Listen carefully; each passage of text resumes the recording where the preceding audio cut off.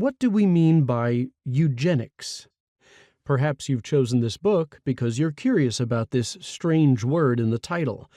Let me address that right away. It's a Greek word, and it just means well-born or good birth. In that sense, it seems innocent enough. After all, we all want more healthy babies to be brought into the world, right? But I suspect you're here because you've heard that this word has other connotations, sinister ones.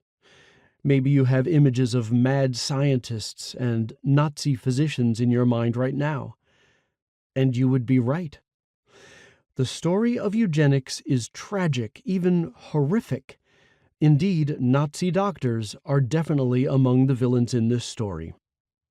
The reason I'm writing this book, however, is because though the Third Reich fell, never to return, I'm not convinced that we've turned the last page on the eugenics story. Eugenics, in other words, may be forgotten, but it's not gone. Aha, you might be thinking, this will be a book about playing God with designer babies. You might think I will be warning you of shiny new biotech like CRISPR and artificial wombs that will allow people to select particular traits, even enhancements that they prefer in their offspring. That someday soon we will end up with a group of genetic haves and another of genetic have-nots. If I were writing that sort of a book, I would be in a crowded landscape. This has been a popular worry for decades.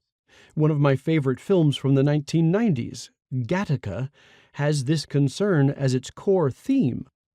Now, some well-known scientists refer to this as velvet eugenics, a consumer-driven genetic race for supremacy. Velvet eugenics grabs our attention. It sounds sci-fi and is the plot of many dystopian movies and books. But sadly, it ignores the actual history of eugenics. This ignorance allows all these worries about velvet eugenics to distract us from the real issues staring us in the face. Let me start by laying out the traditional history of eugenics. In the last 2 decades of the 1800s, in Queen Victoria's Britain, there was a scientist named Francis Galton. We often mention that Galton was the cousin of Charles Darwin.